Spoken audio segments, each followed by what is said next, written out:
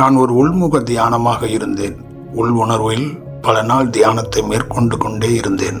ஒரு நாள் அந்த உள்முக தியானம் என்னை அறியாமலே வெளிமுகமாக வெளிப்பட்டது.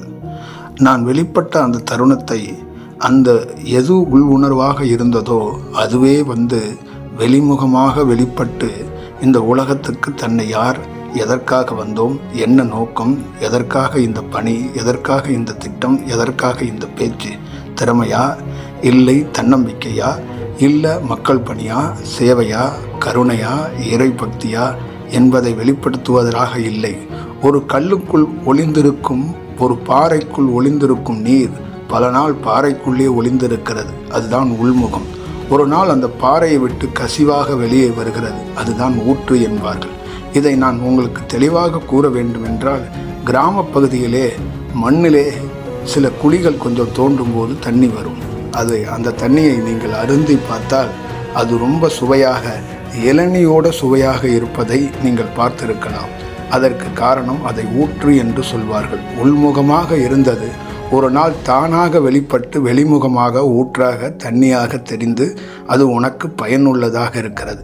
இதே போலதான் மனிதனுக்குள்ளே இருக்கின்ற கழிவுகளும் மனிதனுக்குள்ளே இருக்கின்ற தீய செயல்களும் ஒளிந்து உள்ளே இருக்கின்ற உள் உணர்வுகளால் எந்த கழிவோ, எந்த செயலோ, எந்த கெட்ட செயலோ, எந்த தீமையான பொருளோ, தீமையான செயலோ, தீமையான சிந்தனையோ, இதையெல்லாம் உள் உணர்வாக இருந்து ஒழிக்கப்பட்டு வெளி உணர்வாக வரும்போது அமிர்தமாக, தென்றலாக, காற்றாக, வாசியாக, ரொம்ப ஒரு அறுசுவையாக ஒரு இடத்தில் ஒழிக்கப்படுகிறது. அப்பொழுது ஒரு ஞானி, குரு, ரிஷி, சித்தர் என்று அழைப்பதை விட்டுவிட்டு அவரை ஒரு காற்று என்று அழைக்கலாம். சமகாலத்தில் நிகழ்கால குரு என்பது நிகழ்காலத்தில் வீசப்படுகிற ஒரு காற்று என்று சொல்லலாம். அவரை குரு என்று அழைப்பதற்கு முக்கியமான பொருளே அவருக்குள்ளிருந்து வெளிப்பட்டிருக்கின்ற அந்த காற்று தான்.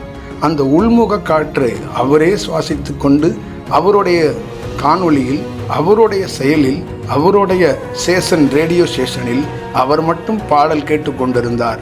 ஒரு நாள் உலகத்துக்கு ஒளிபரப்ப தானாக ஒளிபரப்பானது. இங்கிருக்கும் ஒவ்வொரு வணிக நோக்கத்தோடு செயல்படுகிற எல்லோரும் வெளிமுகமாக செயல்படுவது எல்லாம் வணிகமாக இருக்கிறது.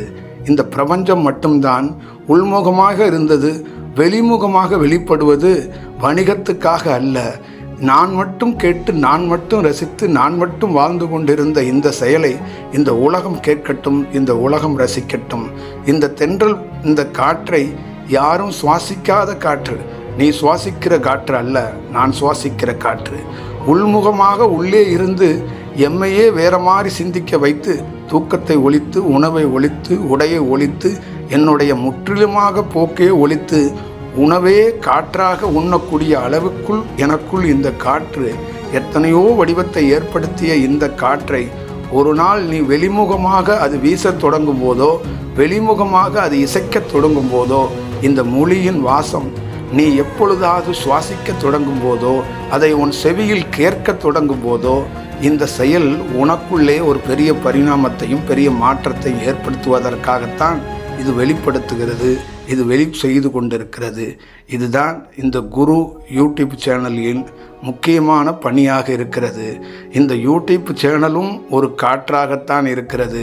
அது ஒரு வணிகமாக இல்லை, அது ஒரு தொலைக்காட்சி பெட்டியாக இல்லை, அது ஒரு நவீன சாதனமாக இல்லை, அதுவும் காற்றாகத்தான் இருக்கிறது. இந்த குரலை கேட்கும்போது இது குரல் அல்ல, காற்று என்பதை ஒரு நாள் நீ உணர்வாய்.